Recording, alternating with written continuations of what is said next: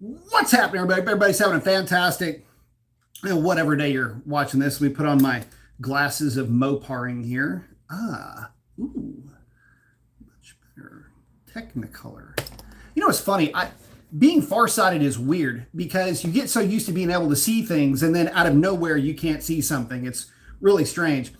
Anyway, Hurricane Inline-six. Want to talk about this engine mainly because, well, have you noticed that nobody else is talking about this engine? At least nobody else that's in the in the Mopar sphere. Have you noticed that? Like, nobody from Dodge is coming out of the woodwork going, "Hey guys, listen, I know, yeah, the V8, adios, I get that, but it's gonna be sick with this new six."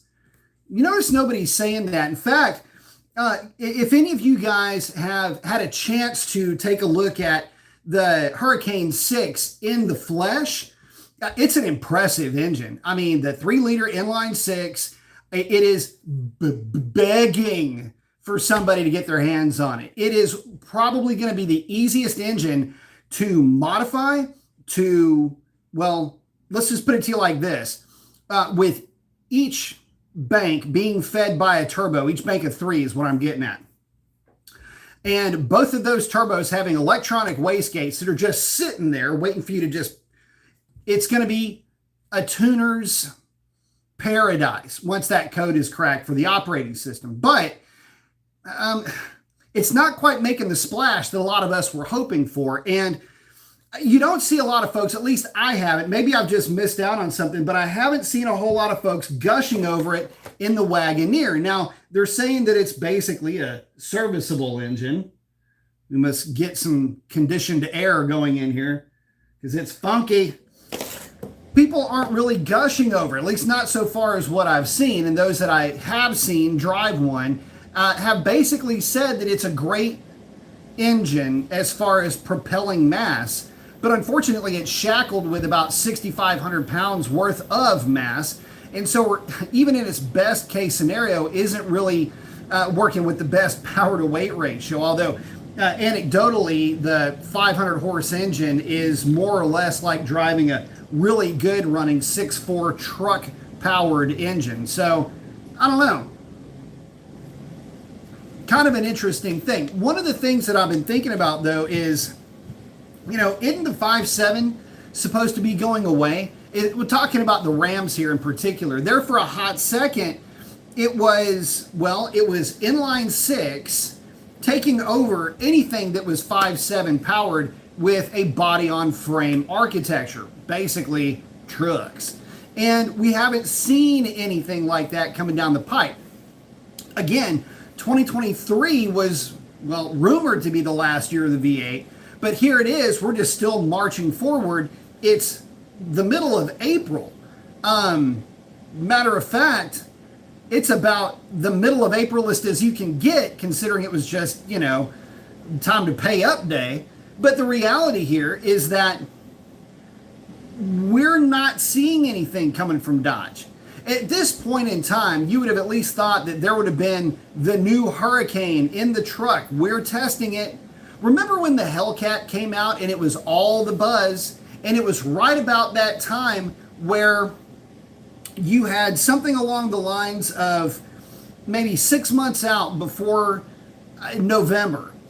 So April, that's when we're at, is when you started seeing all the journos get their hands on Hellcats, and all the interesting things were really starting to hit the streets with Hellcats about 6 months out from their first run of build dates, commercially available build dates. And we're not seeing that with the Inline-six. There's nothing coming from it. It ain't like the platform can't manage it. They're basically already making it in the platform with the Wagoneer. Guys, I guess what I'm getting at is this. I need to go sit my ass in one of those Wagoneers and drive it and just give you my impressions, don't I? But I just don't feel like it's given the car, or the truck, I should say, the engine, more to the point, a fair shake. And so, really, I'm hoping like crazy we're going to see that engine in a car soon.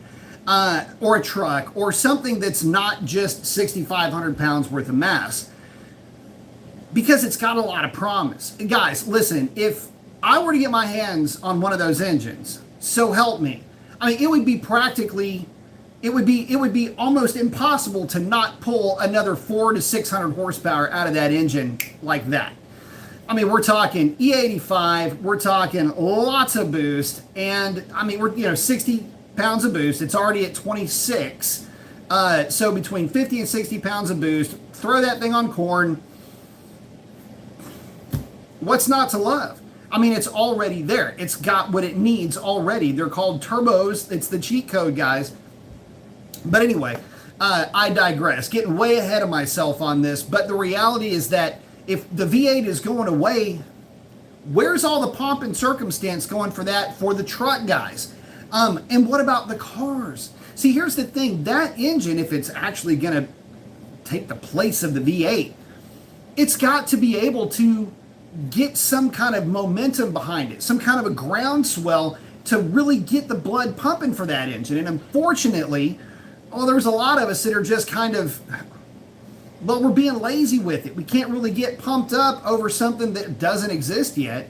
And I've been saying this over and over and over again. I would love to be an early adopter of a Ram 1500 with that engine, and especially if I could get a 500 horse version of that.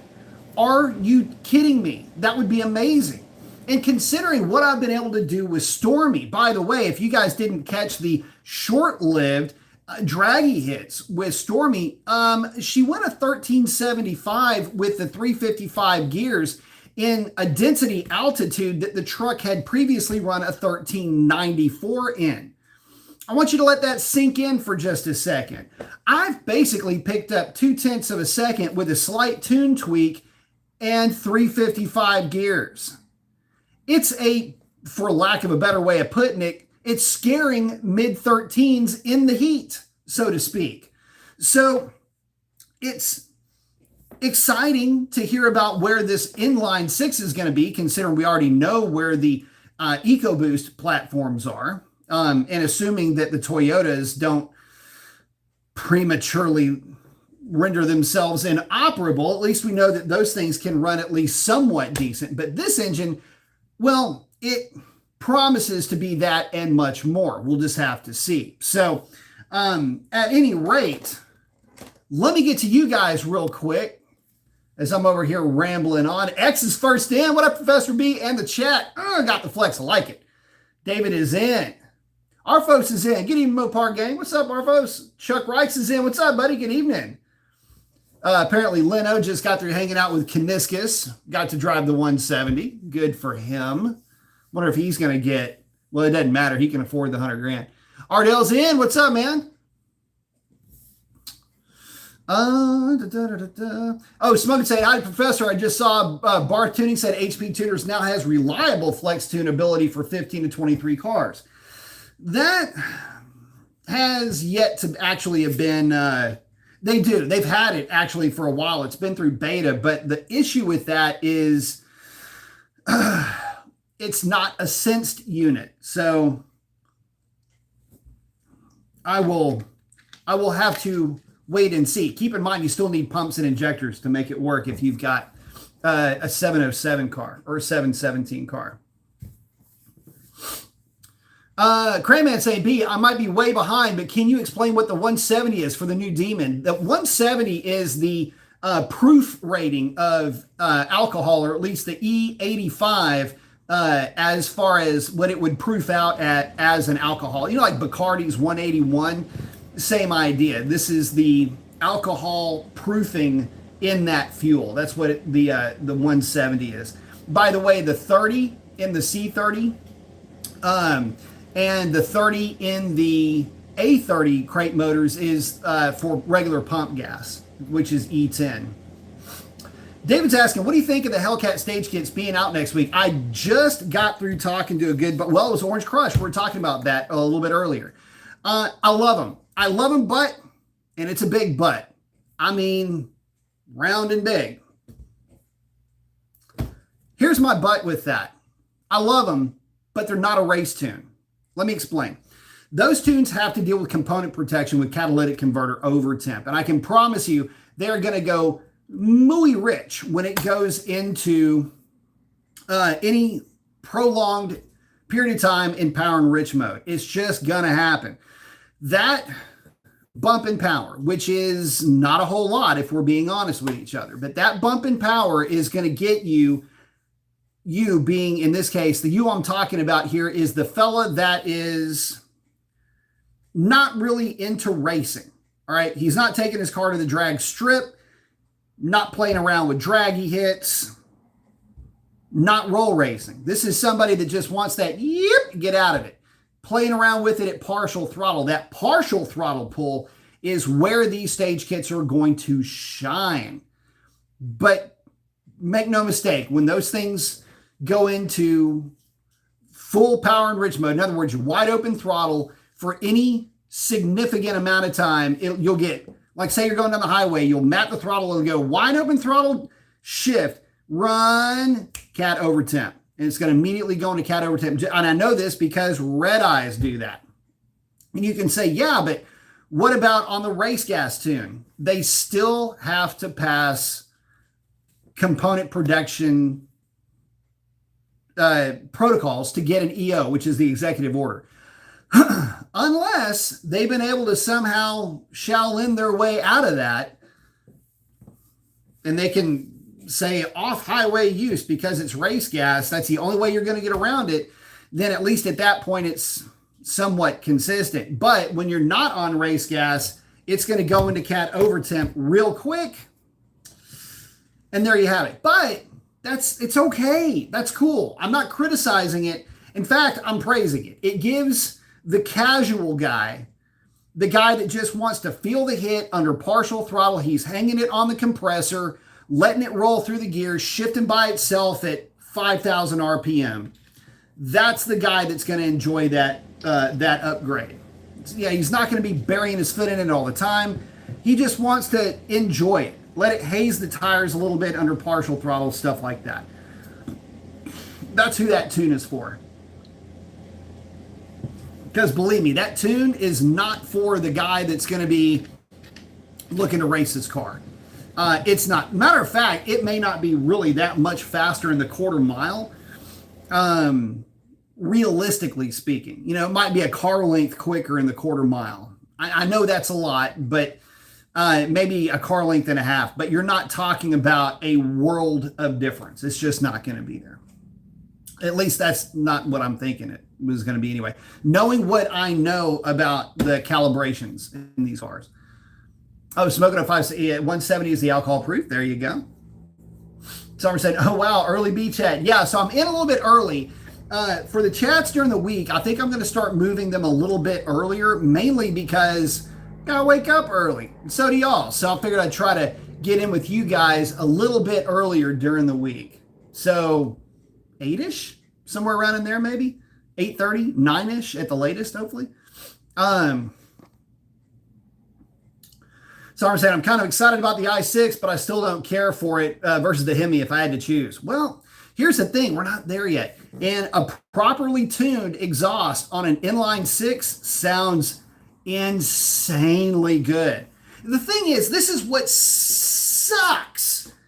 What sucks, right? What I'm getting, okay, so we were never really allowed culturally to enjoy inline-sixes the way that they did overseas. BMW, Jaguar, even some of the Mercedes stuff. Remember that the original 240, that car, that was a knockoff Mercedes engine. I mean, there's so many, right? The Supra, the GTR. We had, there was an opportunity to, if the United States, if we would have had hot rod inline sixes, there was the overhead cam Pontiac, which was actually a pretty cool engine. But like in Australia, they had the inline-six Hemi, right? And that was, I mean, there's guys that hot rod that still to this day. So, I mean, there were opportunities. If you could have had a hot rod 6, it would have made sense, right? So anyway, in other words, to be able to get into 6 cylinders. Because, man, when they're put together right, cross flow head, 4-valve, NA or turbo, it doesn't matter. Man, they sound so good. So I hate the idea of if it's not a V8. I mean, I get it. The V8 sounds good, but man, when it's done right, an inline-six sounds a lot like a flat plane V8. Matter of fact, when they're at full song, it's if you're not used to hearing them both, you can kind of get them easily mixed up. They sound really good. Summerson, I was expecting a chat at 7:30.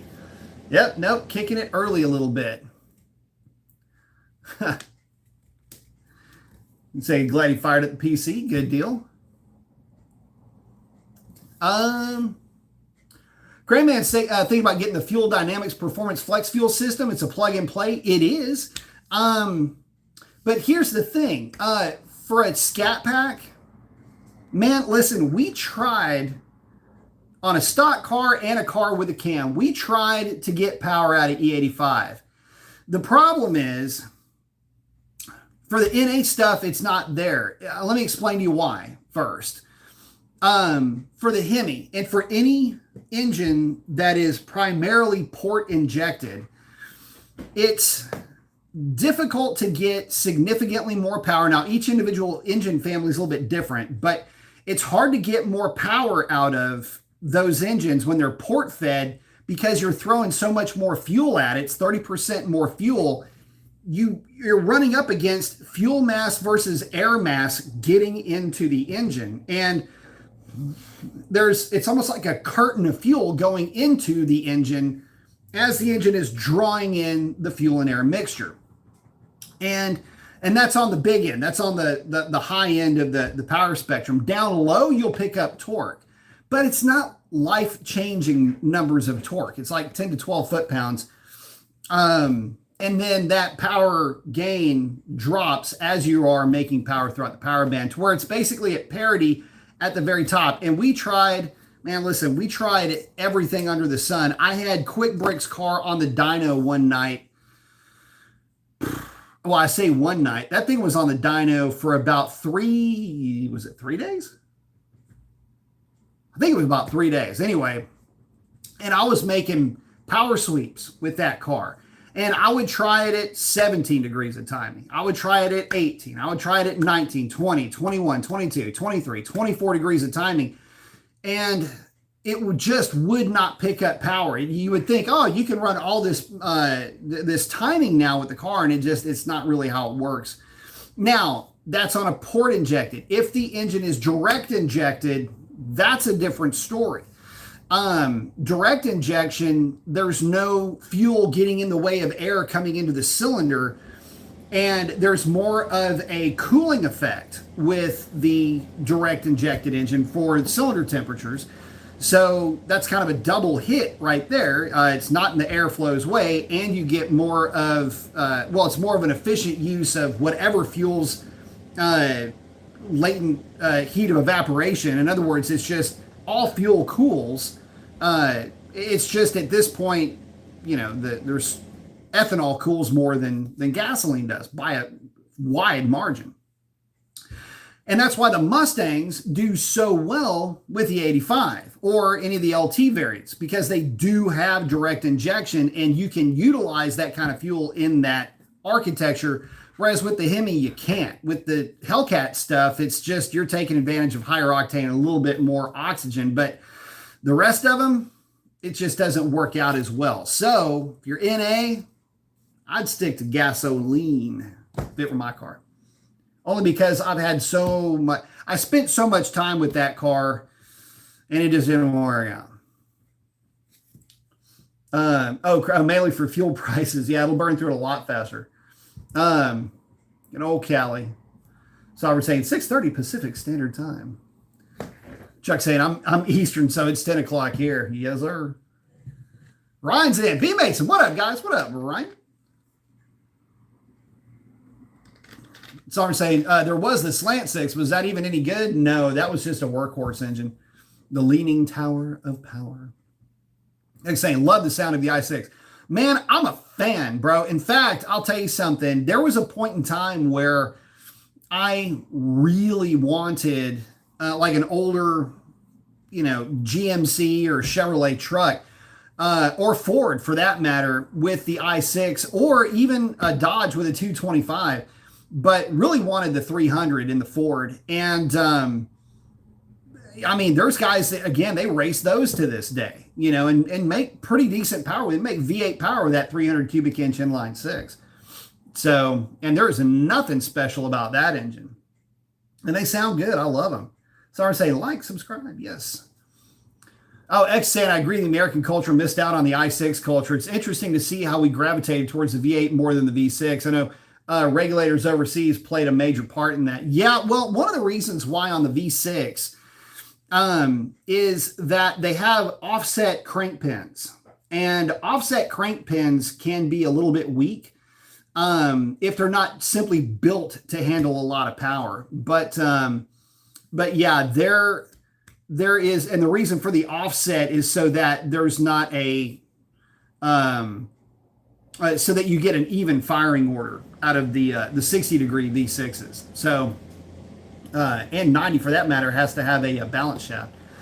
But the inline is where it's at, man. I mean, golly, you can just do so much with the inline. Summers asks, did you see the Hurricane i6 torture test on the tilt rack? Managed to hear how it sounded. It sounded like a race engine. Yeah, it does. That thing is awesome. Oh, Tad saying Barra is the best inline. I'll tell you what, there's guys with that Barra, and if you're not familiar with the Barra 6 is, the Barra is a Australian engine. And it's a 4-liter, which is, I cannot believe they didn't ever bring this engine to the States. It's like, you talk about a match made in heaven. That 4-liter inline-six in a car, in a truck, in an anything would be dirty. As a matter of fact, going back a long ways, I had mentioned that and was walking through power per pound of boost. Anyway, that's the Australian 2JZ. There are 6-second cars in Australia running the Barra. I mean, they are sick. So, I mean, dude, super nasty combinations with those things. Now, granted, there's nothing stock about those, but there are plenty of 10-second and 9-second Barras running around without a whole lot done to it. So imagine a smoother engine being inline. They are. They're very smooth engines. For a decent size. Yep. 4-liter inline-six, a big inline-six. Someone said 2JZ, is that a Toyota engine? It is. It is. Not to be confused with the RB26, which is a 2.6-liter Nissan that was in the original GTR. Very awesome engine, by the way. But yeah, talking about that inline-six, it's crazy because, we just never got the opportunity to fall in love with the 6 the way that they did overseas. And a lot of that had to do with the fact that, we were building a lot of big cars, but it's not like they weren't building big cars in Australia. And, well, they had hot rod 6s. And so I've always been a V8 guy. Like, you couldn't convince me that a V8 would be less than a 6-cylinder. But, man, as you start to look into these things and you see them, BMWs and, the old school Mercedes with all the inline-6s, and there were screamers. And then, I started getting into aircraft technology, the old school original aircraft engines, things like that. And a lot of the older aviation stuff was based around 6 cylinders. It was just kind of neat. So, there's a lot of cool inline-6s, and it matters too. I mean, you're looking at better fuel economy, higher efficiency, way more power. What's not to love? And I know that the argument, so here's the thing. The argument that a lot of V8 guys will bring to the table is, well, the V8 is less stressed. Well, yeah, sort of. But the problem is that they're less stressed, but they're engineered to handle less stress. And the 6 cylinders, yeah, they're stressed a little bit more. And we're talking about cylinder pressures here. Yeah, they're significantly higher stress than the V8, but they're engineered for it. You can engineer anything to do and cope with anything, right? So, if there's an argument there, it's yeah, but the V8 is dealing with higher frictional losses constantly, and so it's just kind of one of those things where you're talking about. It's like, yes, you're correct, but no, you're not. Here's the other thing. When it comes to fuel economy, you just can't beat the smaller engines. They do have lower frictional loss for any specific output. So you can say, well, the V8 is just kind of lumbering along to make 30 horsepower or 40 horsepower to go down the freeway. Well, yeah, but it's not like making 30 or 40 horsepower is a difficult task for a six-cylinder either. Plus, that V8 has larger bores. And so larger bores have larger ring surface area, which means more friction, which means that you're burning more fuel to overcome the frictional losses so that you can make that 45 or 40 or whatever horsepower that it takes just to move the car or truck or whatever down the highway. That's the thought process behind using that smaller engine. That's why they make more power, or rather why they have better fuel economy by all the while making the same power, because they have boost. And then you can say, okay, well, you could just boost the V8. Yeah, you can, and then you start fragging parts because now you're overpowering a package. And that's, again, one of the big issues with aftermarket is, how do we make power out of these existing V8s that aren't really engineered to handle super high cylinder pressures?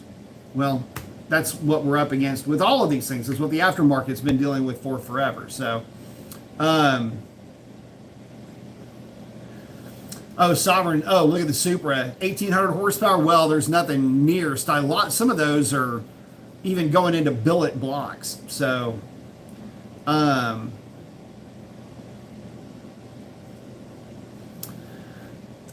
asking, making the normal Demon also wide body from the front was pointless, right? Because the goal was to be lighter and faster. Yeah, I didn't really understand that, except for the fact that you could move your front tires to the back tires and not have them poke out. And it looks good. That's about it. It's more of an aesthetic than anything else. John's asking, are the internals for the new Demon different than the older different?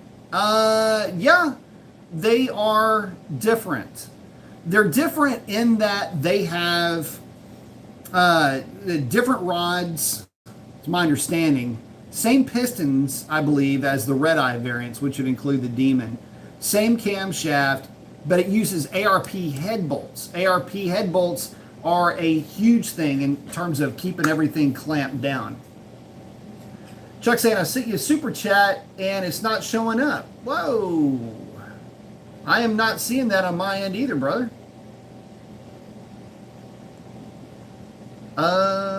Maybe it didn't go through? Question mark? I don't know, my friend. I appreciate it, but it's not showing up on my side either, my friend. Why would it not show up? That's weird. Don't double up on it, though. It may pop up later on, so there might just be a glitch. But I appreciate it, man. I thank you for that.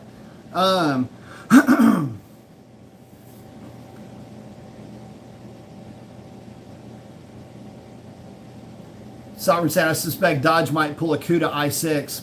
They might. Be about time for them to, right? I mean, let's get on with this. John saying, so that if you put the older Demon with the new Demon on the drag strip, will it be a close race or not even close, both being stock? Well, here's the thing. It won't be close. I mean, you're talking about, and we're talking condition for condition, right? You're talking about an engine combination, regardless of the altitude. Regardless of the altitude, you're talking about an engine that is roughly 20 to 25% more powerful. So that would kind of give you what you need to know. I mean, when you're talking 25% more power, That doesn't mean it's 25% faster, but what I'm saying is that that is a significant difference. That's the difference between realistic numbers with that Demon, the old school Demon. Let's say it realistically ran a 995, right? That's the difference between that car running a 995 and the new Demon running a 920. I mean, it is about 7 car lengths different. It's like this going down the quarter mile. It's very far off.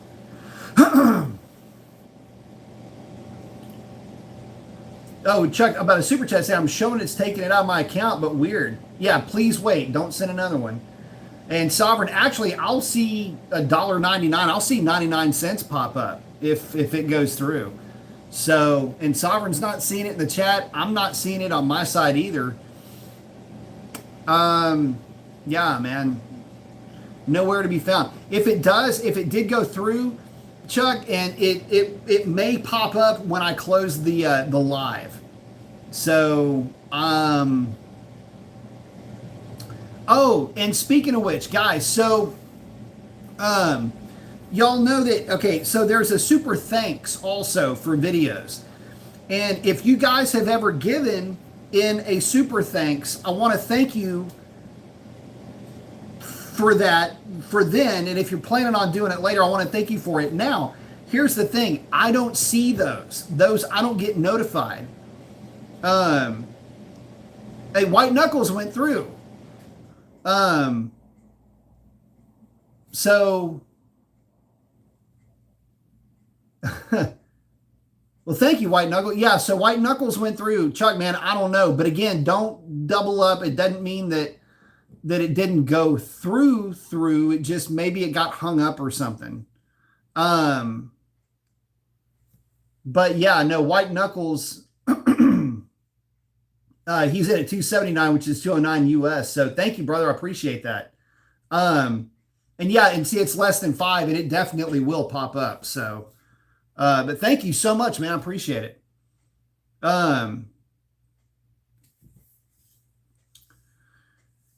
Patrick saying, good evening. Any news on what the first car will be that will have the Hurricane Inline-six? So, I know got the thumbs up. Thank you, brother.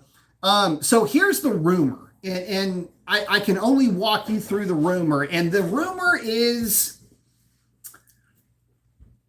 it's less than savory. So just walk with me on this, and we'll, if it comes out to be true, it is. And I'm kind of hoping that it's not.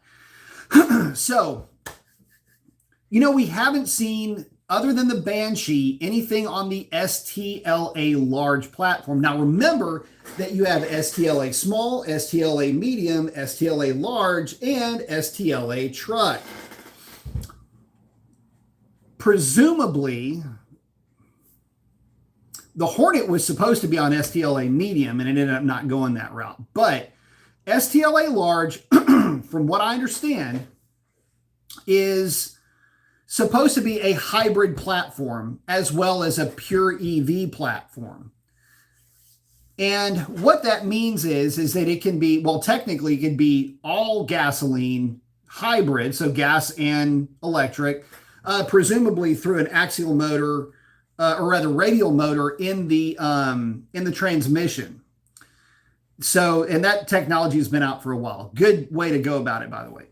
Or you can go full EV with it. The problem with that is that a hybrid, in this case, Chimera platform, the problem with it is that it's a jack of all trades, master of none. And typically they're heavy for their size. At least that's the engineering speak behind it, where is the battery a stressed member, for example? Are they going to be able to basically perimeter box frame this thing to where the battery's not a stressed member, and there's going to be a lot of different underpinning changes, which I'm assuming that there are. Anyway, the point of that is that there was talk, dude, and this is really not even worth the 2 cents that, anyway, there was talk that that platform was going to get the Hurricane engine. There was also talk that that platform was going to be a two-door, so think two-door Banshee with the Hurricane. Not a bad place to start. I mean, I think it'd be a dang good looking car, and it would kind of fit the mold, really, if you will. So just a shortened version of the Banshee with the Hurricane and a hybrid option as well. 400 and 500 horsepower with about 125 horsepower radial electric in the transmission would be a massively fast little hot rod. And I mean, it would get my attention, believe that, right? So, but there's just that, I think that might have been a little bit of the rumor mill kind of getting up and running, people looking a little bit too deep into the platform. And I'm ready. I mean, I'm just antsy, I just want to see something. I need to see something come out of Dodge reasonably soon. It's not that I want to get rid of my car to get something new.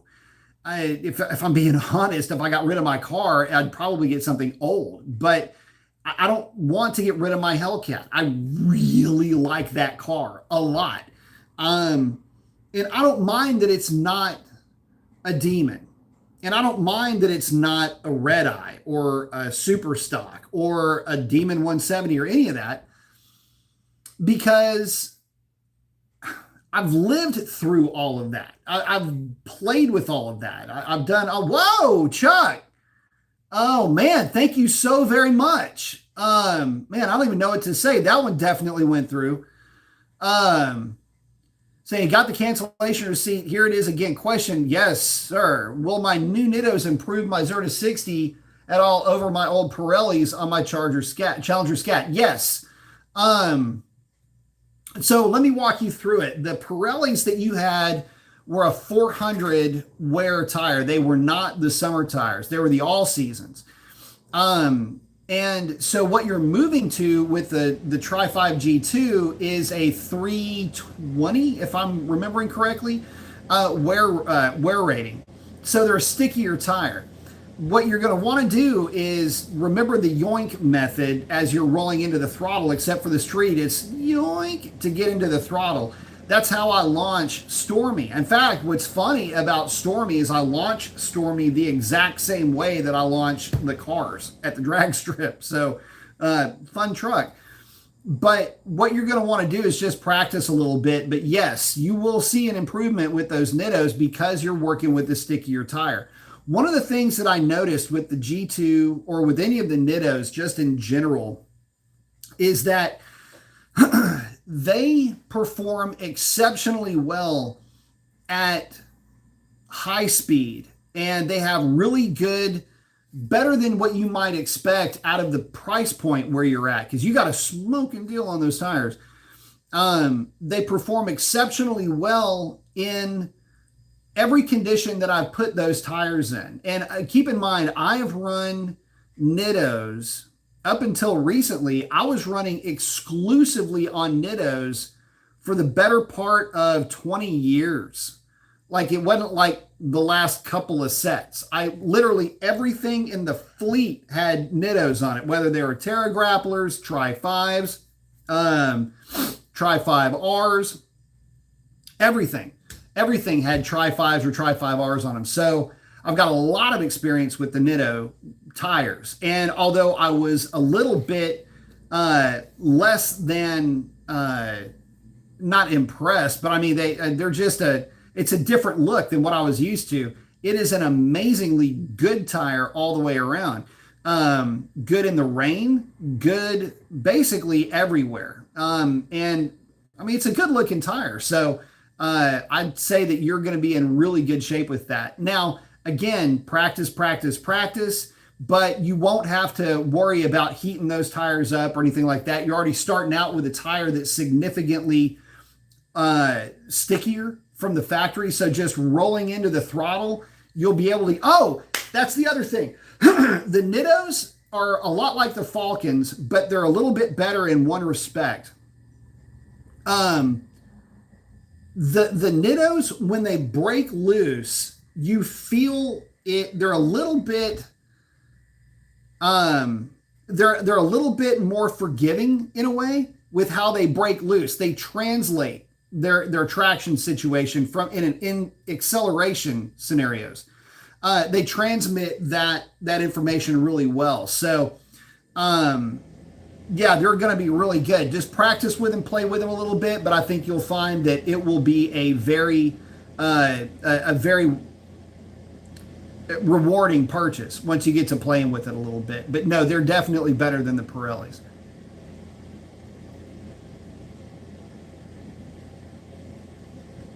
Sorry, holy Chuck. Yes, thank you so much, man. I appreciate it. Thank you, Chuck. Chuck said I couldn't pass those up for that price I showed you. Yeah, and I'll keep that price between us, man. You got a smoking deal on that. In fact, when you sent it over to me, I was looking at it thinking, man, am I missing something? But then I saw bottom right, man, that's what they're willing to let him go for. So, I mean, that's a legit deal, bro. And like I say, another thing about the Nittos, I've never had an issue with them balancing out weird either. They've always balanced well. So just something to consider. Chuck saying, still practicing my tip in without breaking loose. Yeah, the main thing is you'll get the feel for it. Again, make sure that you're practicing traction off. In sport mode, don't do the track mode thing. Just have it in sport. And the suspension settings, just whatever you're comfortable with, whatever you like. In fact, I used to race my SRT, which is the same as your dynamics package. I raced mine in all sport with the traction control off.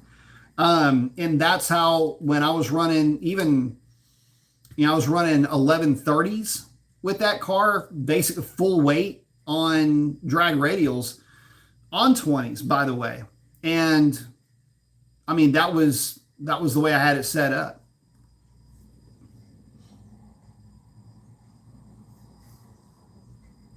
Oh, Chuck, yeah, I'd pull it out of track mode, run it in sport mode. You'll actually be a little bit quicker.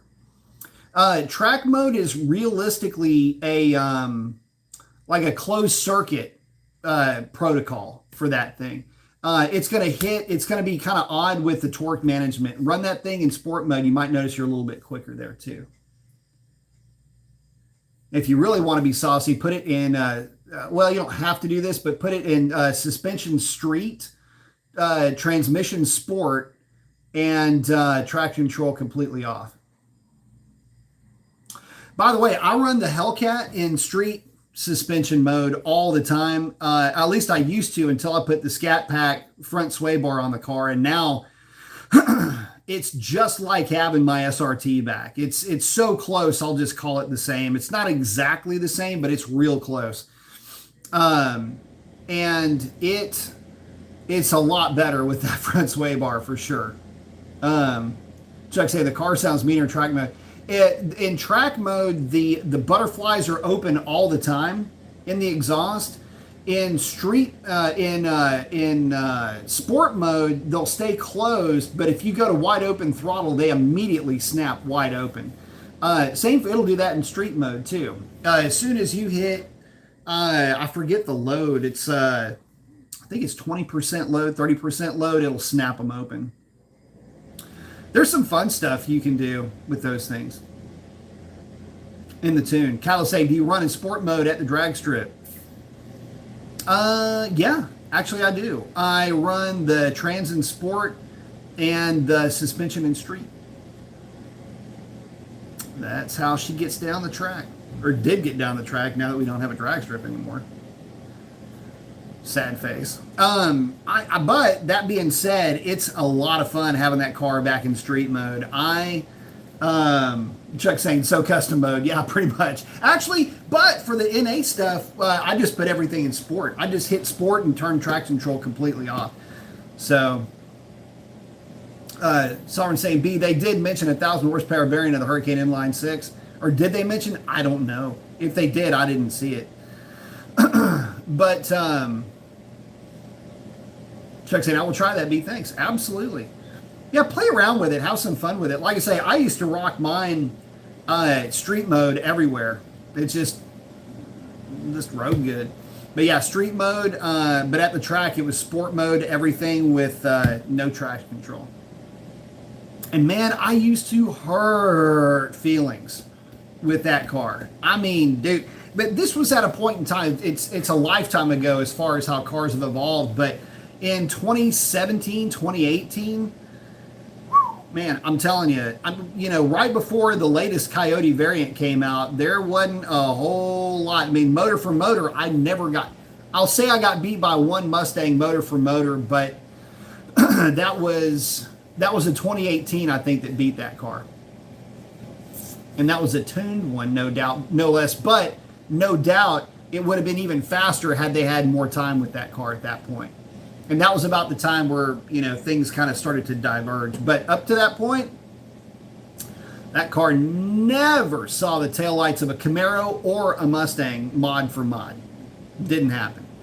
And it didn't matter if that Mustang was gunning me down on the big end. What I used to love to race, heads cam intake, like Veraram intake Corvettes, C6 and C5, LS6 and LS3 Vets. Used to love racing those cars. 6-speed Vet versus automatic Challenger. Hot rodded Vet versus basically stock Challenger with a tune. Tire for tire. Because I would rip their heads off on the tree, just like this. But they would start reeling me in like a 2-pound catfish. And dude, I mean, there were some races. In fact, there was a dude that had a maroon one. And I mean, to tell you fellas, this thing was healthy. It was an LS3 car. Not a huge cam. It sounded, I didn't get the details, but I know him well enough. It was like about a 228, 234-ish cam. Probably on a 113. But I do know he was rocking the stock intake manifold, long tube headers, tuned obviously with a Veraram intake. Good looking car, and he was on ET Street R's, and so was I. And man, I would get out on him like you would not believe, and he would start reeling me in. We raced 5 or 6 times one night, and it was just whoever got out first, whoever literally broke the beam. We could have stopped at the 60 foot. I kid you not. Because whoever, not even at the 60 foot, just whoever broke the beams first. Because just based on reaction time, because we would get to the end of the track. I was at 117 miles an hour, 118, given the conditions. He was at 126.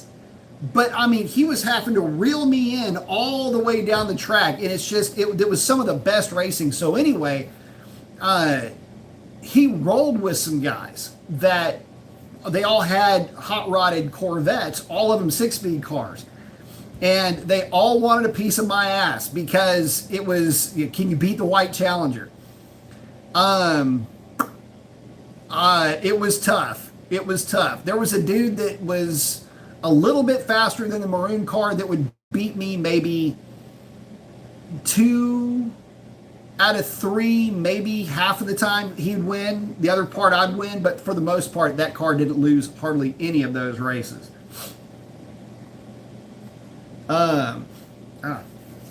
Sorry, guys. Cows is asking, what's a better investment, weight loss items or power adders? Weight loss items, because weight loss items are free horsepower, except you're buying stuff, but just bear with me.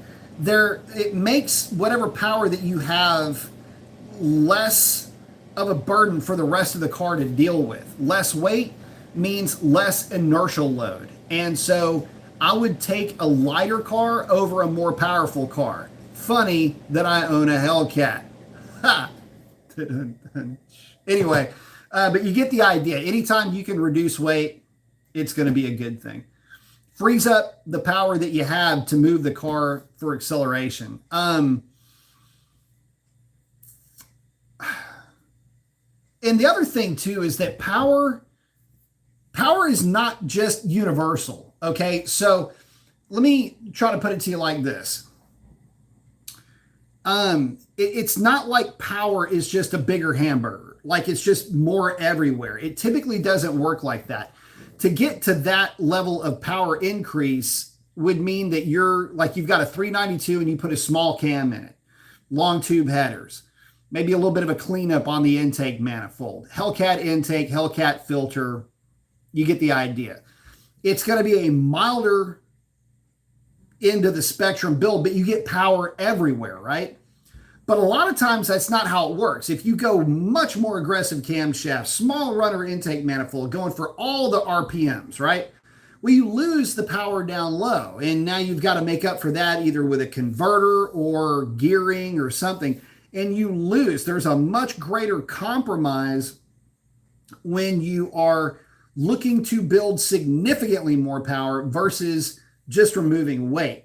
Look at Scavenger 1320. I mean, the guy basically race prepped that 1320 to the point where it was shaved off a ton of weight and allowed the car to run a 10-second pass with nothing done to that car at all. Shaved off a lot of weight, got a lot of gain out of it.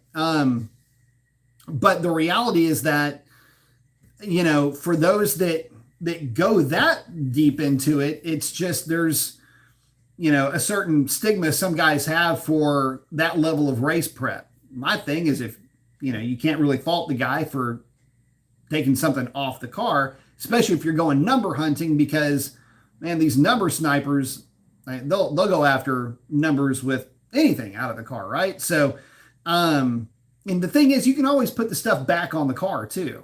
So you can't always just super easily make, heavier or more, heavier camshafts and things like that come out of the car. It doesn't work like that. So I'd say wait first. Chuck saying, I will try that, B. Thank you. Absolutely. Some are saying, I keep seeing videos of BMW M4s walking Hellcats. Does that sound about right, or is that just bad Hellcat drivers? No, it sounds perfectly fine. I mean, usually that's an M4 with some kind of a tune and some other things done to it. There's absolutely no way that a tuned M4 is going to be less than a stock Hellcat. It just doesn't work like that, especially from a roll, number one, and number two. Hellcats are not that great at roll racing, especially if you're messing with the later cars that go into cat overtemp seemingly immediately. And so in that respect, I mean, it's Hellcat, but it's not really the Hellcat that you're used to dealing with. You won't see a lot of that happening with tuned Hellcats, even at stock boost, unless that M4's got a significant amount of time invested in it, either through tuning or parts or otherwise. Again, guys, don't sleep on a Turbo 6. And sorry, I'd put my money on the Hellcat for sure. I'm the exact opposite. I know enough about roll racing. I've been around it, guys. You got to remember, I was deep into roll racing from 1997 until really 1998 until 2007. So between 8 and 10 years. Matter of fact, I don't know if you can see it over there. In fact, it's almost 20 years ago to the day. That contraption right there was the scourge of Texas for a while for roll racing. And that was my 99 ACR Viper. So, but yeah, that is from, let's see, that was Bowling Green, May 2nd and 3rd, 2003. And that was the AM81. That means all motor. And I was car 81 in the field. And I was the fastest stock displacement Viper, naturally aspirated. So I think that car on that day, God, it was so sketchy. So it was hot as hell. And I was able to get I was able to get a 10, I think it was a 1054 out of that thing. And, but we had street tire class. And that car wall hunted on the 2-3 shift like you would not believe. And so that was the last time that car ever went down any track on street tires. Yeah, that's that car. I got thrown out of Houston Raceway Park when it was bone stock, when an 1160 bone stock. So yeah, I would. That's the only car that I would ever really like to get back. Unfortunately, it got wadded up, but that was the only car that, if I found another black ACR, I think I would probably jump on it. Although I will say the Gen 2 Viper is not. It's not for the faint of heart, man. You need to be an experienced driver to even mess with that. We did a lot of closed circuit driving back then too. We did driving schools. In fact, I was an SCCA instructor. Did a lot of cop ride-alongs at the HPD school, driving school. So it was kind of weird. It was really weird, actually, because some of the law enforcement guys they all knew what we were up to. So, hey, here's a face with the name. Out here to teach you how to go fast. But yeah, you'd see me at autocrosses all the time. My sister was out there too. Both of them. Two of my sisters, I should say. I have 3 sisters. So I'm saying would have loved to see archived video footage of that car in the track. Me and you both. That was a long time ago, and not a lot of folks were videoing it. But I was lucky enough where I got a really cool picture of that car doing a burnout. So, but yeah, that was a lot of fun. That was a whole lot of fun. Chuck saying, so track mode is for autocross and closed course? Yes, absolutely. So track mode, let me give you an idea. Track mode doesn't allow for as much forward wheel spin. In other words, like taking off, doing burnouts, but it will allow for a little bit more yaw. Sport is the exact opposite. Sport does not allow for a lot of yaw, but you can actually do a burnout in sport mode. So just some things to consider. And when you're talking about the differences between the two. Track mode, I like track mode. I used to drive mine around in track mode just because I liked how peppy it was. But yeah, the Viper stuff, golly. And the thing is, I kind of, oh man, in fact, if I still had that car, I probably would have Hellcat swapped it. Or I would have gone with the aluminum block 426, which was a thing there for a hot minute. Hold, please, as I get more of a fresh one.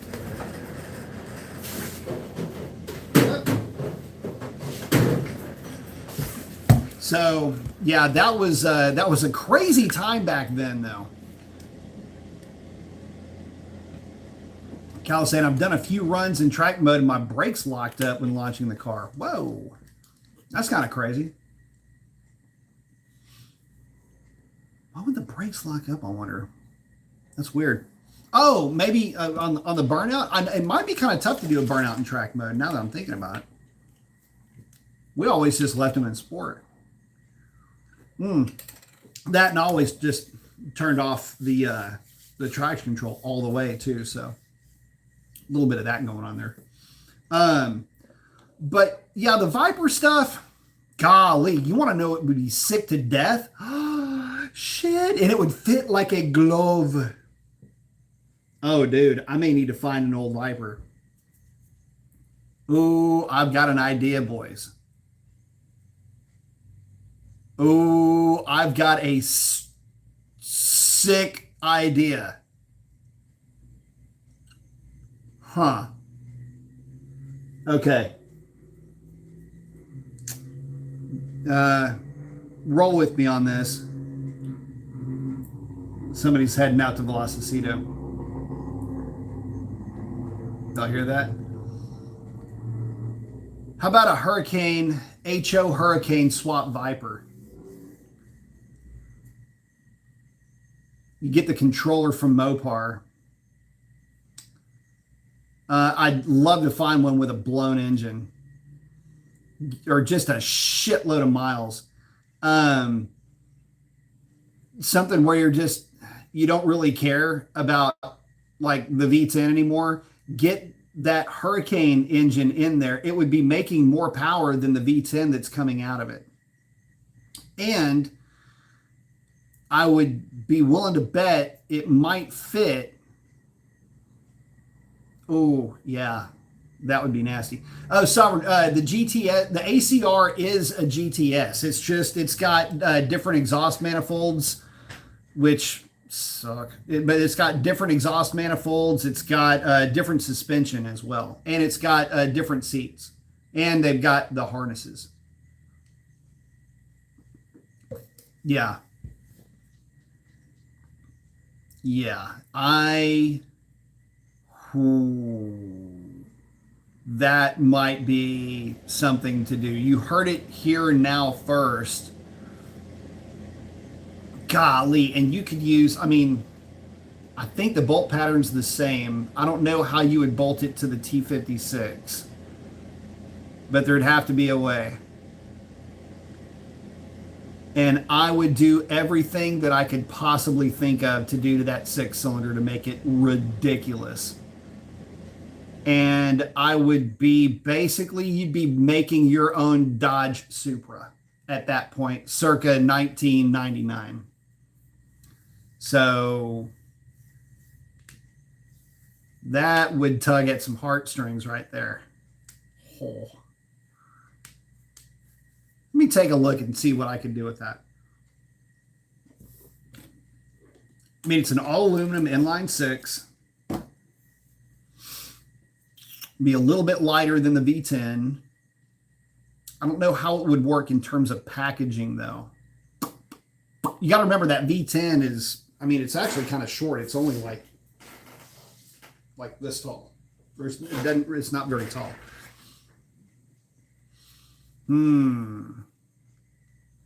I wonder if I could just find somebody's clapped out shit box 96, 97, 98 Viper. Something I could pick up for basically next to nothing.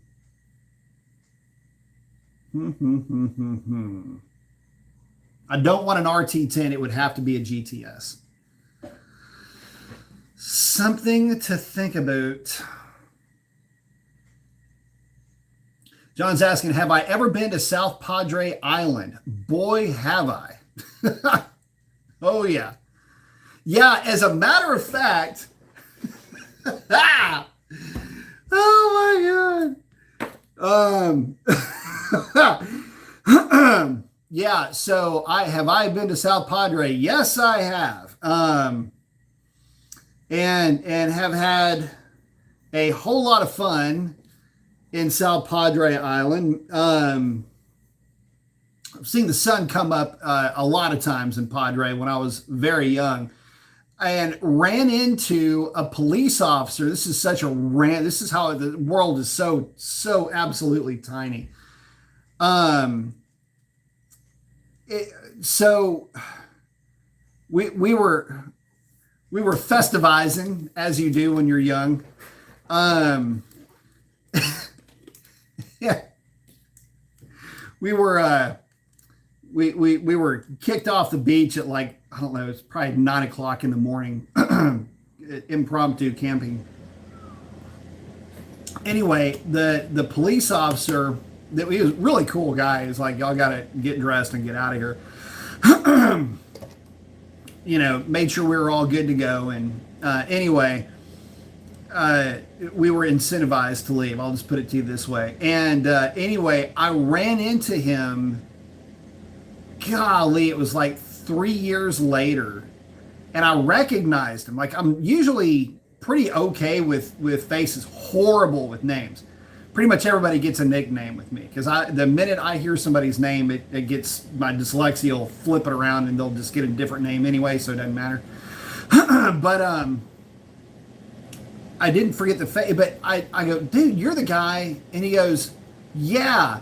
Anyway, it was just funny. I mean, I recognized him. He, it was definitely him. He didn't really remember me, but it was just funny that I ran into him like 3 years later, random as hell, in Dallas, of all places. So, go figure. But yes, I have absolutely been to Padre. Siren say we just planted a seed. Yeah. I tell you what, man. I like that idea a lot. That would be a Mopar Supra, a la, again, 1998. It would be the proper engine, I think, for that chassis. One of the beefs that I always had, God, this is such a, okay, so one of the problems that I always had with the Viper, two things. One was the gearing. I didn't like the 308 gears in the car because with the big block, which is what it is, 488 minimum cubic inches, and the rear suspension geometry just sucks in those cars. They squat. When they squat, you lose a lot of footprint with Vipers. Hell, just Google any Viper going around a corner and there's like this much of the inside tire just trying to hold on for dear life. And they understeer like crazy. Like you have to pull the camber shims out of it to get them to actually grip or to turn in properly. Lots of little fun tips and tricks with the Viper stuff. But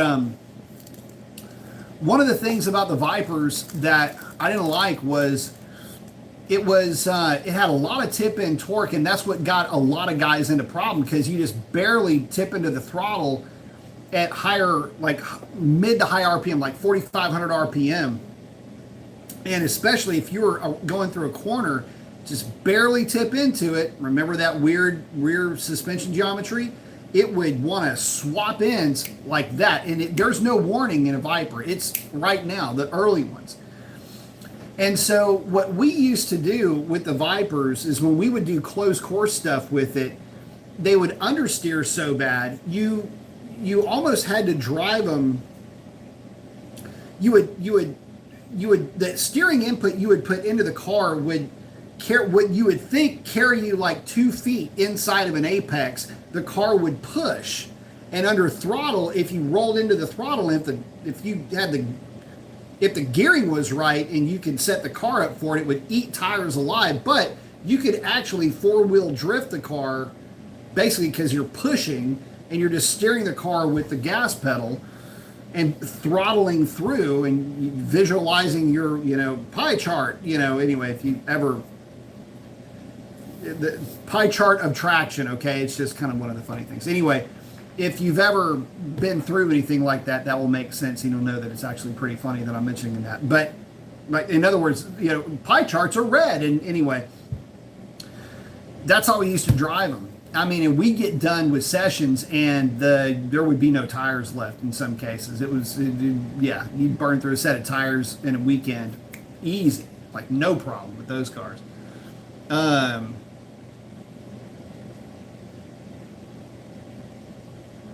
Oh, John said you used to live next to South Padre Island or what? Because he said you used to go there a lot as a kid. No, we just went down there a lot. We'd split, work all week, go to school, practice or whatever all week, and then weekend comes about once a month, head to Padre, get out there and get stupid, have fun.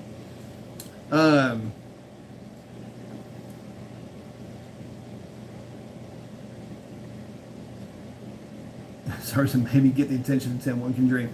We're saying, what scares me is what if it does not live up to the hype? I keep hearing about it. Ends up just being the same boring commuter. Saying then there's not much else to look forward to. Man, look, 400 horsepower, it ain't bad. It just depends on what you put it in. 500 horsepower, same thing. So, Red Dog saying, "What's up, B? What's up, Red Dog?"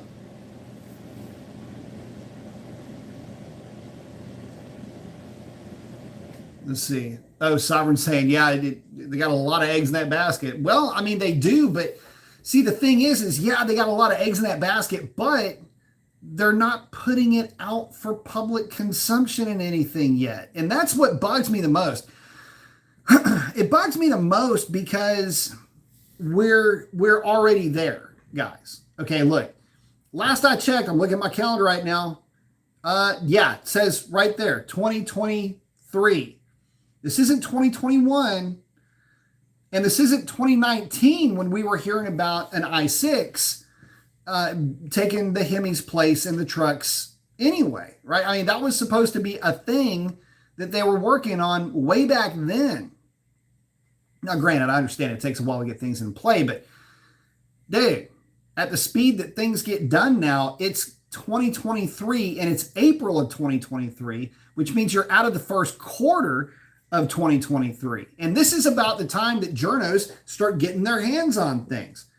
You know, it was getting close to about this time. You know, actually April or May or maybe even as late as June, but at least they were getting their hands on the Hellcats back then, and you knew about it and it was coming. There's just nothing coming from Dodge right now. And nothing to whet the appetite. And remember, guys, it hits the trucks first, then it hits the cars. The Hemis, it hit the trucks first, then it hit the cars. Well, the Hellcats, it didn't, but you get the idea. We ain't there yet. And so that's the thing that's bugging me the most, is that we're just not there yet. And we've got precious little time left until 2024, unless they just extended the Hemi stuff past 2024 into 25 or 6 or 8 or 30. Hell, I don't even know anymore at this point. So I was saying, if Dodge plays the CUDA card, I think it might take off. It could very well, absolutely. We were saying, I'll just be happy if I can afford one of them and it turns out to be fun and fast. I'm sure it will be. Catalyst, I have not seen the episode with Jay Leno yet. Didn't get a chance to see it. And yeah, so far it is only in the Wagoneer. There is no other platform that engine has been released into other than the Wagoneer. Again, which is kind of a bummer. But Carzilla's asking, do you think we'll see a Challenger next year? Look, here's the thing. Will we see it next year? Well, it'll be 24, and technically that'll be the last year, supposedly, right? I mean, that's what we're being told anyway. Even though 23 is the last call, and you know, we'll see how that ends up playing out. But I'm not sure. You know, there was also a rumor. Let's not forget that there was a rumor that they could have extended the LX platform into 25, which was weird. Just the weird stuff that you hear and you're just like, whatever. But the reality is that everybody that is buying cars now because it's the last one, those are going to be the guys that, I mean, you're voting with your checkbook at that point. And those are the guys that I think are thinking, look, they're just not going to build something cool. And that's the only reason why I would have bought one of the last call cars would be because, well, I don't think that Dodge is going to come up with something cool with that Inline-six. You know what I mean? It's like, well, this is it. You know, no more high performance stuff, V8s, whatever. I have a feeling there's going to be something cool coming down the pipe. We're not getting any of that love. We're not getting any of that sweet anything coming from Dodge with that engine. And the thing is, it could be super cool, but unfortunately, we're just not there yet. So I thought we would be here by now. Alberto, thank you very much. Saying, hey, B, do you think the Demon 170's operating system will get waterfall? Fingers crossed. It would be cool to be able to pull timing from the Uconnect system. So here's kind of where I'm at with that. What I would love is if there were a way to feed the portion of that tune into a stock Hellcat or Scat Pack or RT ECU to where there's a plug-in for an E85 sensor, just like what you see for GM, and it would just be part of a harness that comes with the computer. And that harness would plug directly into the computer. Say it's like it basically act kind of like a standalone, where the sensor goes into a part of the harness or the sensor goes into a plug in the computer. It is now part of what makes that engine work. You get a blended fuel curve and you get a blended timing table for your base and for your wide open throttle. Which would mean you have the same, actually in the tune, you would see this.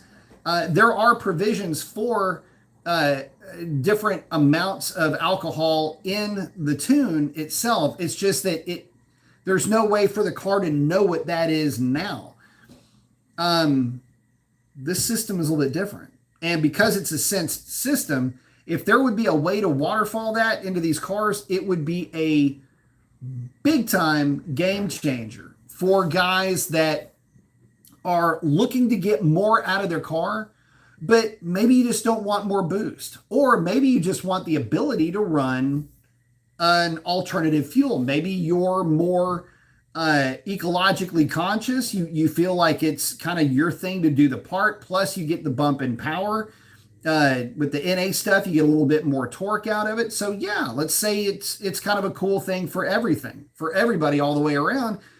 Why not allow that? I mean, listen, it's sustainable. I mean, it's got, a downside with the fuel economy thing, but don't worry about that. You know where they sell it. Just go back there and pump in some more of the corn and you're good to go. And that's really kind of where I'm at with it.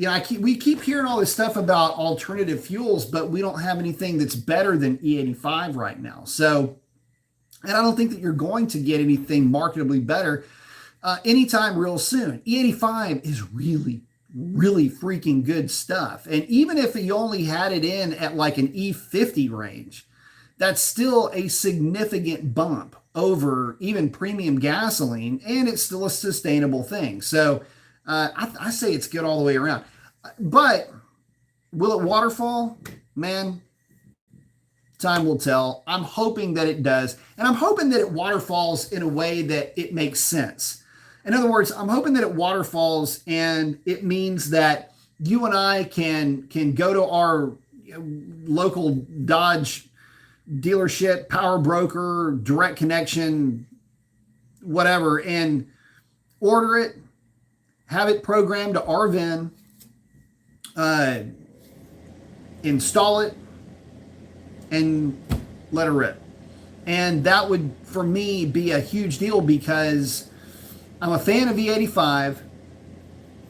I'm an even bigger fan, though, of the ability for my car to be able to have the same performance envelope when it comes to working with fuels as everybody else seems to be able to play with, I guess is the point that I was trying to make there. And we tuned a lot of cars just to run E85, and there were solo E85, and they had the timing tables to match. There are standalone systems that can work. I get it. I haven't had an opportunity to play with it, and that's just my lack of experience with those. So, oh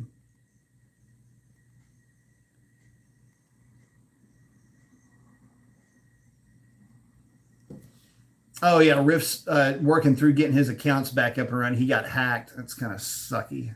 Oh, Sovereign's got that Leno episode. I need to check that out. I just haven't had a chance to look at it yet. John's asking, do you think the Demon 170 is the fastest car from factory and can beat any Lambo or Ferrari or any supercar in the quarter mile? Under some very specific circumstances,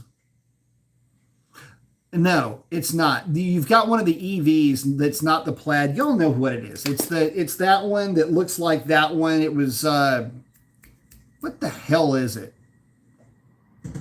it's not the, anyway, there's an EV. There's actually a couple of EVs that are fast, but for as far as like a production car, well, those are kind of production, but for cars that don't cost, millions of dollars,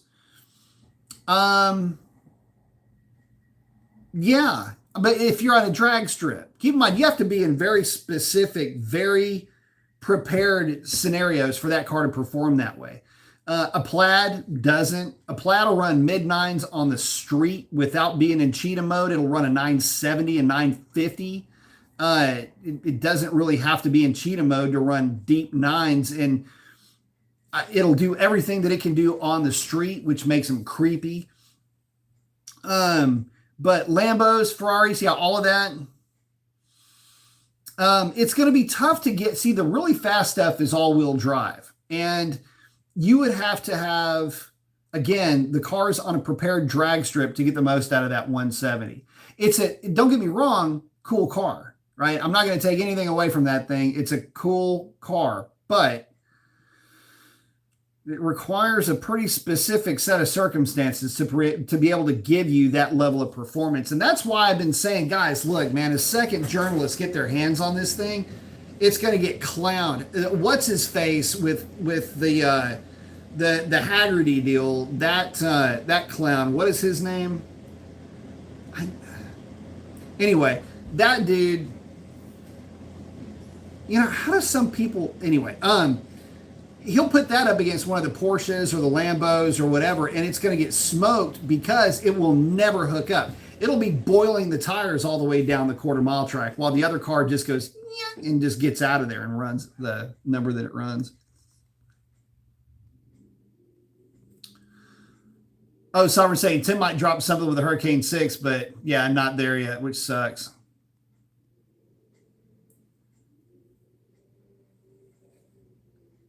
Are y'all hearing that one? That sounds pretty good. Kurt saying CEO said $80,000 Hellcat sold. Funny you say that. So there is a Hellcat at one of the dealerships at $86,000, and it's a narrow. Yeah. Ahmed saying, yo, B Mason, quick question. When you did CAD delete, you said you didn't gain much. Correct. Most people who do CAD delete really gain power, especially on a higher speed above 100 miles an hour. What's your thought on that? Well, let's go through the different cars that we did testing on and break it down. So the NA cars, I want to say, I'd have to go back and look at the video, but I want to say that the NA combinations picked up maybe 6 foot-pounds of torque and did not go any faster in the quarter mile. The Hellcats were funny. This is where things got weird. The Hellcats actually went slower. Keep in mind, I set the national record with functioning catalytic converters still on my car at a 1005 at 136 miles an hour. And that car will typically run in flat air. It'll typically run 1030s, at say 133, right? 134. With the NA stuff, we were running 1130s and 1120s at 117, 118 miles an hour, whether the car had catalytic converters or not. There just was no difference. The thing, if there was going to be a difference between catalytic converters and not catalytic converters, what you have to remember is it's not the catalytic converter that is making or losing you power one way or another, if it's on or off. It's a provision in the tune that either raises or eliminates the ability for the car to go into what's known as catalytic converter over temp protection mode. What happens in that mode is if you are on the throttle and you're saying over 100 miles an hour, so you're on the throttle for a prolonged period of time, you're not just like hitting it and going woo and then getting out of it, you're in it for a long time. What happens is the car will go rich to protect the catalytic converters. In other words, it's throwing fuel at it all over the place.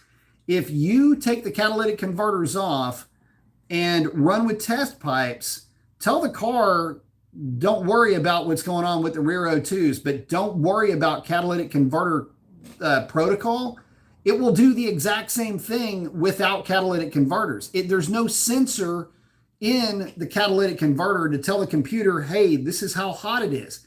It's a derived number. The car knows how long the car has been at a certain amount of load. It calculates from that, and it derives a number that gives it a temperature. When it sees a specific temperature, which is low, by the way, it starts throwing fuel at the mixture, and it'll throw a little bit and then a little bit more and a little bit more, and then it throws a lot. And it just, for as long as you're in the throttle, that's how long it's throwing fuel at it. And it just keeps throwing fuel at it up to a maximum amount, which is a provision in the tune as well. So what you are finding, at least with the Mopars anyway, this is not a universal statement. Some catalytic converters are smaller, which means they're more restrictive. Big old catalytic converter like these cars have is not restrictive. And every combination is different. When I say that, manufacturer is different. But with the Mopars, we just did not see any difference when we made the changes in the tune to accommodate for allowing higher catalytic converter temperatures or eliminating anything to do with catalytic converters or over temps or anything like that and running test pipes. So there's your reason. And believe me when I tell you, nobody tested this more than us, because we were trying to figure out a way to get one of the 392 cars into the 10s and still use the factory manifolds. And we got really close.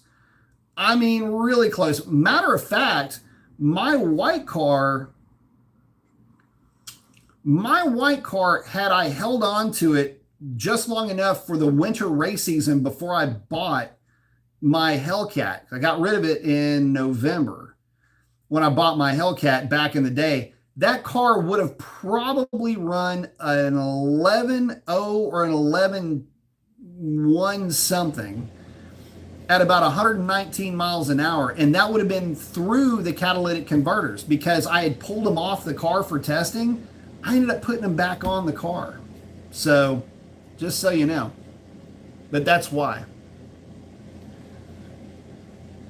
Red Dog saying, Dodge Miata with 400 horsepower, SRT6. Kinda, yeah.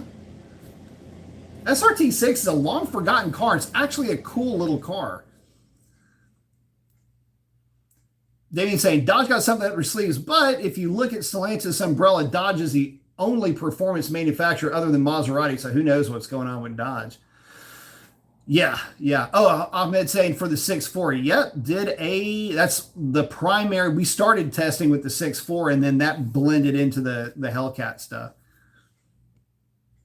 And what was funny about the Hellcat, so we had taken one of the car. In fact, it's one of the cars that I tuned.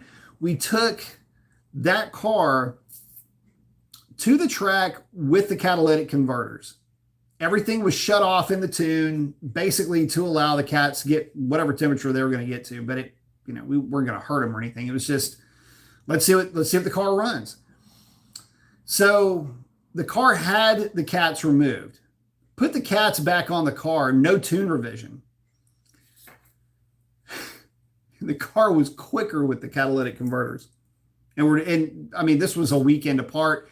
DA was about the same, and we're just going, somebody explain this, but it went quicker and picked up mile an hour. And the only thing I could think of with the Hellcat at that power level, it was just a hypothesis. I was thinking, man, there's higher cylinder pressure or something. We were trying to figure it out, but there was nothing that hot dog or that Frito pie that I was eating afterwards was going to allow me to understand, but it literally was quicker. And we all ran record-setting numbers with the catalytic converters still on the car. Go figure.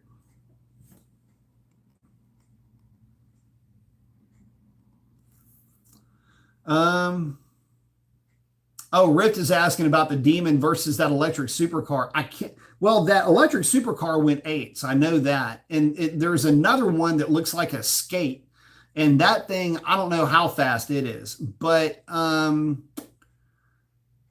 if I heard the name, I would say, that one. But I just don't, I can't think about it off the top of my head.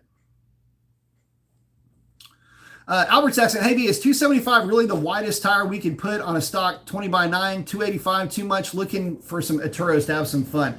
I wouldn't go any wider than the 275 for a couple of reasons. You get a little bit too much bulge with it, and that will cause the bottom of the tire, you'll get a funky. So what ideally, flat tire, flat surface, right? Well, we have independent rear suspension cars, and so the 275 will still allow for that tire to be relatively flat. Any more than that, and you'll start to get it, you'll actually cup it in the center because of how the tire fits on the rim. If it's straight up and down, you get more flat. The more you try to bring it in and bulge, it'll start to bulge at the bottom like this. It actually cups in. So that's what ends up happening. And because your suspension geometry doesn't allow for that tire to remain flat, you actually lose traction sometimes going a little bit too wide. It's kind of a weird thing. And you're going to have to run the tire to higher pressure. I've pattern tested 305s on 9.5-inch wheels, and even at that difference, it's not the same thing.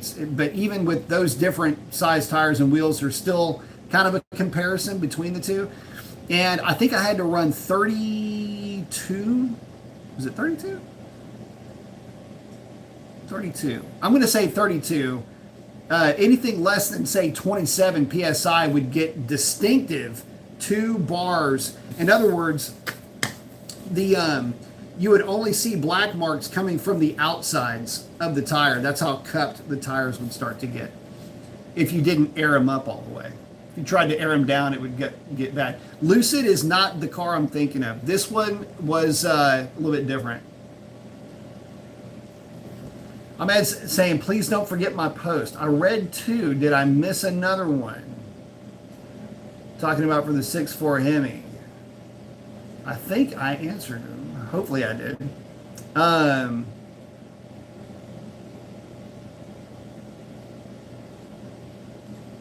Oh, John saying, I'm talking about gas-powered, not electric. Is the Demon 170 the fastest ever in the quarter mile? On the drag strip, yes. It is the fastest production car ever in the quarter mile.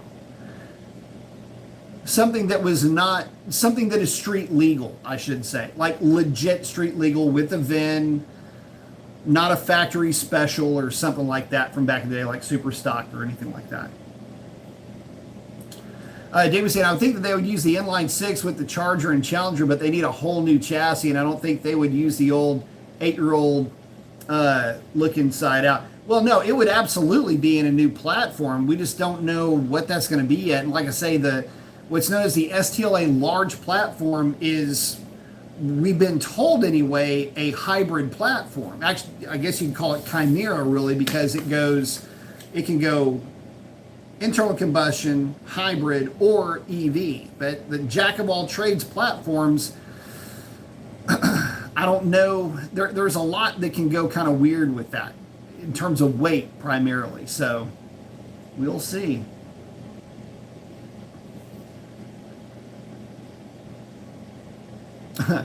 Rift. Yeah, they had it prepped really well. They did not want any embarrassments. Yeah, and the funny thing about the original Demon, Rift's talking about, yeah, you have to have this unbelievably good prep. With the Demon, by the way, I was the first person to run a 9-second quarter mile time in a Demon at Houston Raceway Park. Kind of cool. Not that it matters, but in fact, it happened kind of as a fluke. But you have to have ridiculously good track prep. By the way, that was on the Nittos too. That was on the NT05s.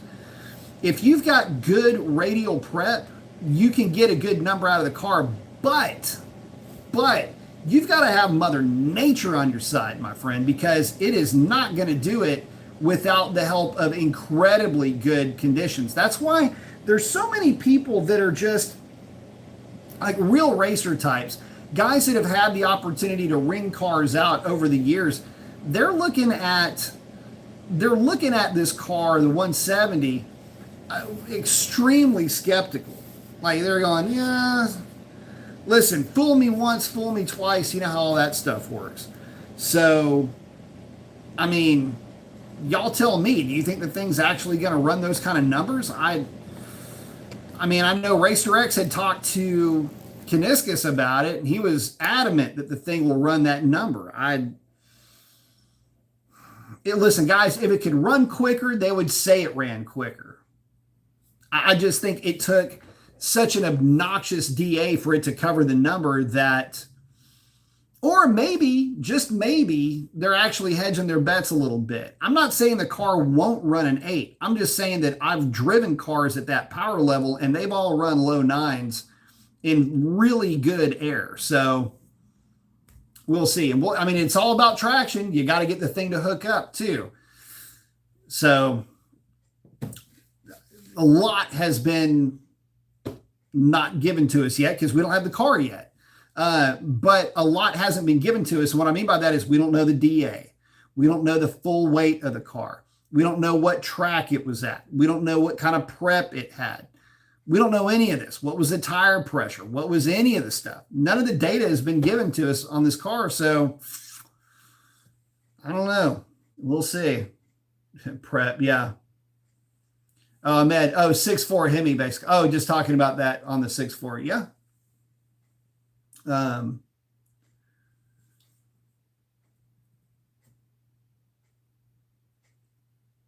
Oh, Riff saying off topic. I know, but this, the hack on his account. Yeah, it looks like it stung him. No, that sucks.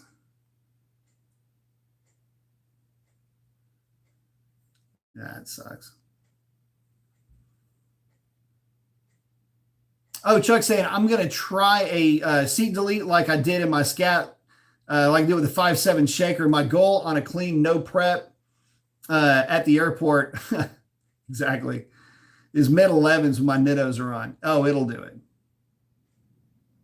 Should do it. I'll put it to you like this. I mean, hell, we have to remember that we went, Racer X and I, in the shaker with, now this was on a drag pack in really good air. But with the passenger seat removed, we both went 1157 in that car, and that was a bone stock, nothing.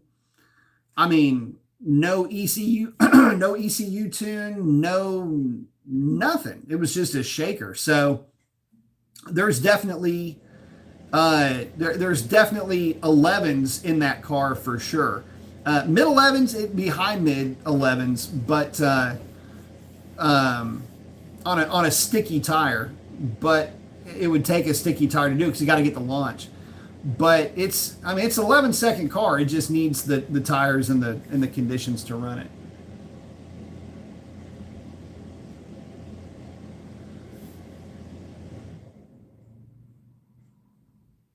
Ruth saying, all I know is I've had cats on my Hellcat for 2.5 years now, running on ethanol around 900 wheel, and they are definitely clogged. Keeps going into overtemp. Well, it might. Check your tune. It may be in the tune. They may not have changed that in there. Chuck, didn't mean to say like twice. I got you, brother. It's all good. We were saying it feels like it drops itself into eco mode at a certain speed down the track. There's a few things that can cause that.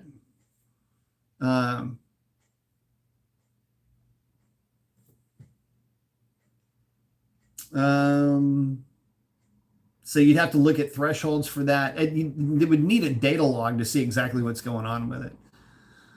Ahmed said, oh, you're right. I'm a tuner. I normally turn the COT off and set the thresholds high so they don't reach it. These Hemi's knock sensors are a pain, though. They knock even with good. Dude, let me tell you something about Hemi knock sensors. I don't understand what the deal. I don't know what the protocol issue is with these Hemis. This was the scourge of Hemi tuning from back in the day on. Back then, it would get so annoying on it just at cruise. Okay. You could be cruising down the road, steady state, 65 miles an hour, and for no reason you get knock retard. Like, what in the so I did a deal with Buffy, which is my 2017 work truck, Hemi truck. And I put regular gas in it, which I never put in that truck. Knock sensors, pissed. Put 89 in it. Knock sensors, pissed. Put premium in it, cruising down the highway. Still set off the knock sensors, put it in a knock retard. At tip in with that truck with 89 octane fuel, tip in, immediate 2 degrees, right out. And it hangs at -2 degrees. I don't get it. And with Stormy, let me tell you something. With Stormy, I got so annoyed with that truck at one point. I'm just like, +1 on the voltage. He'll know what I'm talking about. I'm like, +1, +1, +1 for all 8 tables. Like, I am so sick of this because I know it's false.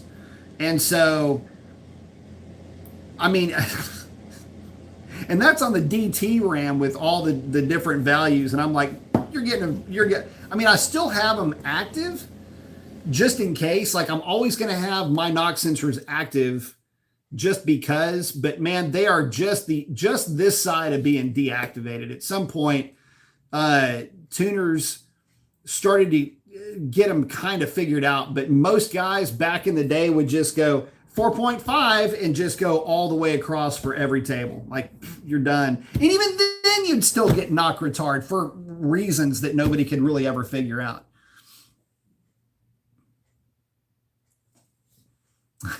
X is saying, have you seen a car blow up at the drag strip before? Engine or transmission? Because yes and yes. Or nitrous oxide. I'm going to say, do you desensitize your knock sensors? You have to. Yeah, you absolutely have to with the Hemis. There's just no way around it. In fact, if this is the funny thing, long tube headers, if you don't, like, a lot of guys don't get it, how noisy long tube headers are. But you've got to adjust your transports, and then you've got to adjust your knock sensors. And most of the time, it's just, I mean, you're throwing voltage numbers at them, and then you get it to where they're shut up enough to where they don't step in and do anything stupid.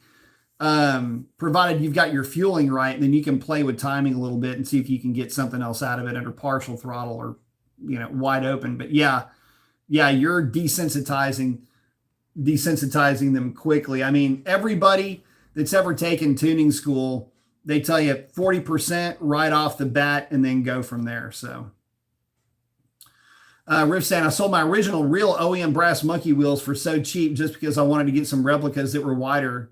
Then just noticed how much they're going for the other day. Yeah, I can only imagine.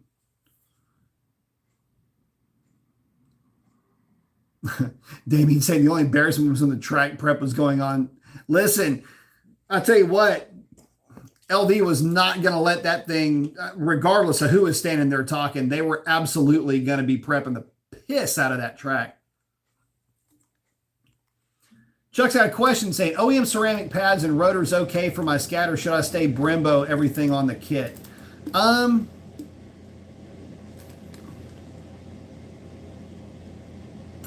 All your stock stuff is going to be good. I moved over to Power Stops. What did I put? The 29s? I never can remember exactly which Power Stops I put on the car. Anyway, I went that route mainly because I didn't want to deal with the brake dust. And the initial bite is not as good as the factory brake pads, but they don't wear on the rotors nearly as much, and they stop the car just fine. So I've gotten kind of used to them.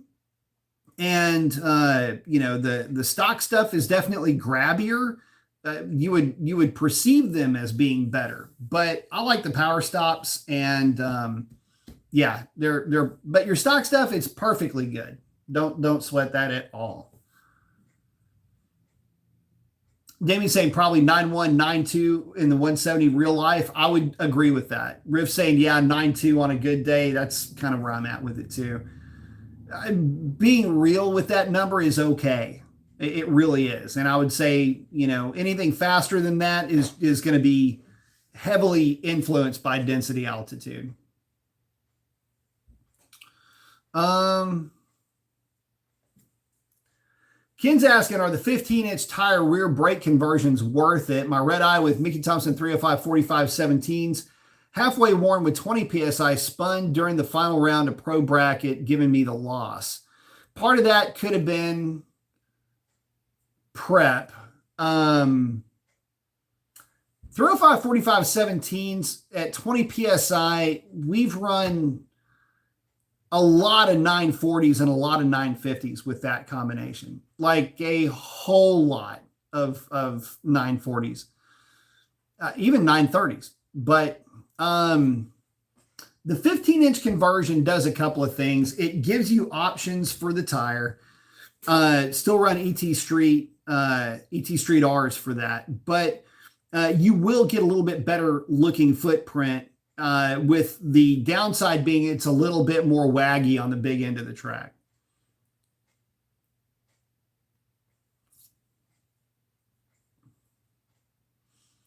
Riff saying he's got a buddy who has a 2016 Hellcat with an unopened motor, just full bolt-on, port and polish and race bearing supercharger, and he's getting to the 9.2 on good days. Very nice.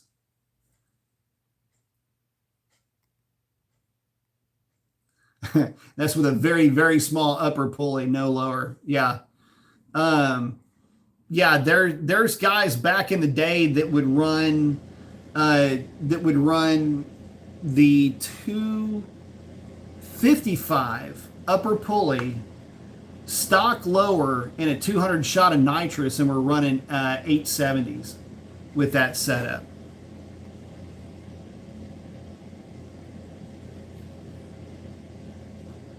Someone saying the Jay Leno video, Tim admits to blowing up engines. That's funny.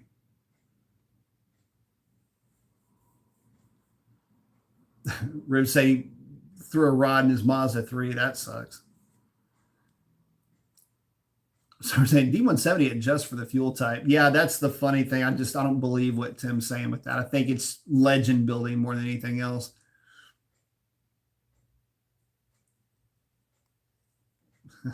Rib is liking that car. Red Dog's asking, B, is the Edelbrock intake worth it? The thing about the Edelbrock, yeah, it is sort of. I like the Edelbrock because it is more of a traditional power band with the car. The Edelbrock manifold works like it's an improved version of the 6.1 intake, if you want to think of it anyway. It's you get the multiple rises with what is in essence the pressure wave through the manifold. I just great if you're building like a 426. I wouldn't bother with one on a factory engine. I just don't. I know that there's not a power increase there. If it picks up anything, it'll pick up some mid-range torque, but it will lose bottom end torque. So it's a good intake manifold, but I wouldn't buy one counting on it to do certain, like to get to a certain place performance wise. I wouldn't buy it.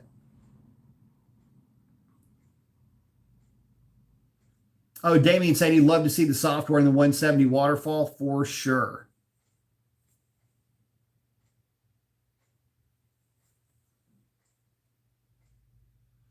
Oh, Rift.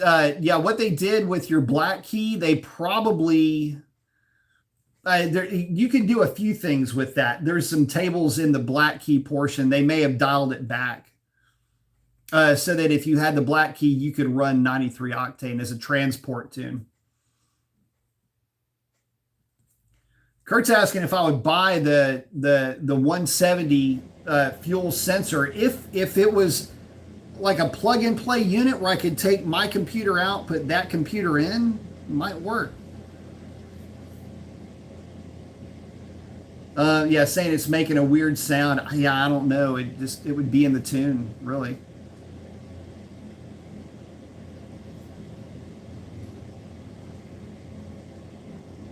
Yeah, Damien's hoping for waterfalling. Yeah, me too. Chuck saying the torque adjustment feature on the 170 looks pretty sweet. Yeah, yeah. You can adjust the initial hit for the track conditions. Although you can also do that with this pedal on the right with how you anyway. But yeah, no, it helps make the car a bit more manageable. And believe me when I tell you, you would probably want that because there's going to be times where track prep just actually won't work.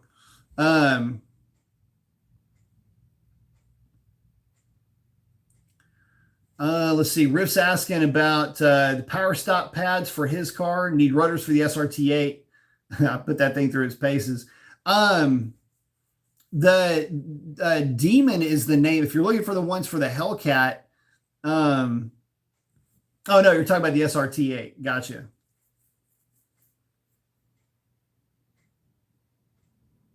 I mean, I don't think you have to worry too much. I mean, I just, get the stock replacements. It'll be good.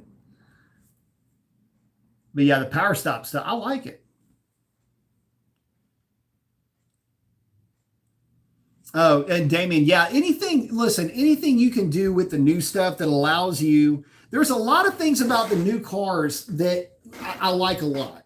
But one of the things that just, I don't understand is why can't you adjust throttle sensitivity? Why can't I adjust the throttle curve in my tune? That would be freaking awesome if you could do that. Basically, build your own pedal commander in the Uconnect.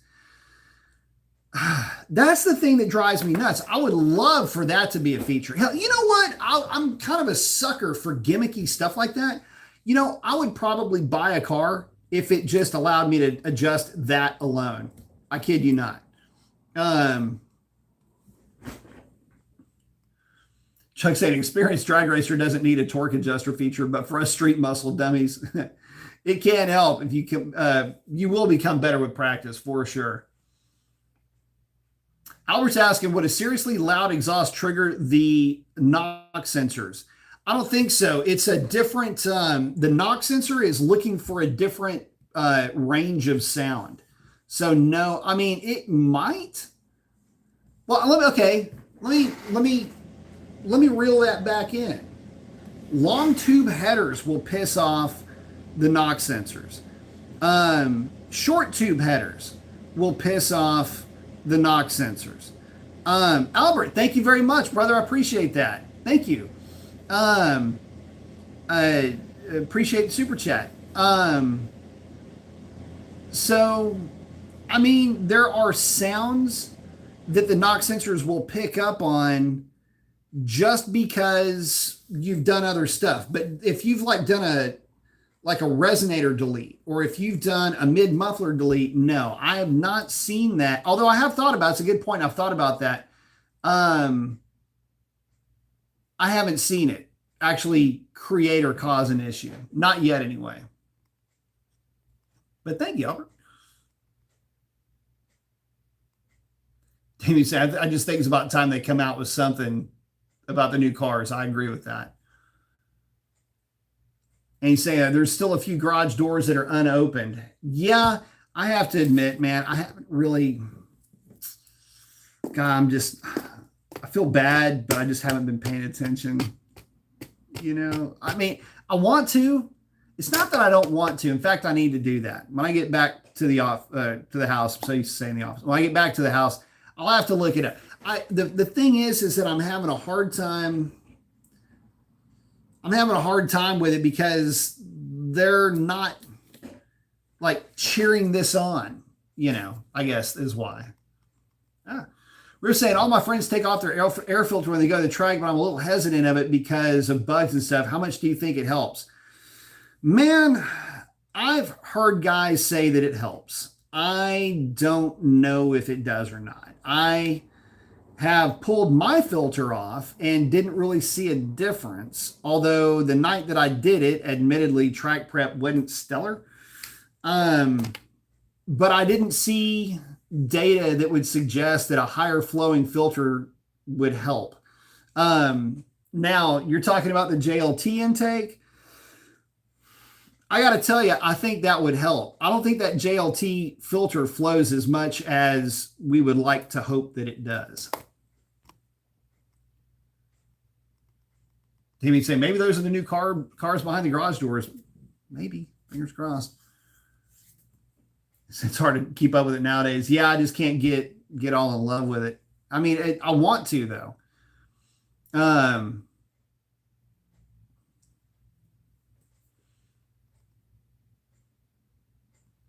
Oh, Riff's, yeah.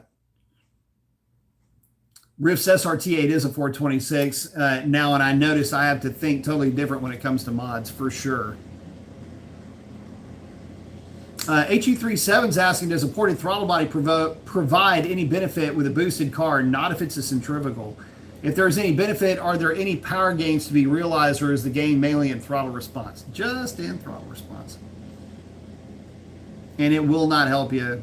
If you've got a centrifugal supercharged car, I doubt you wouldn't even notice it.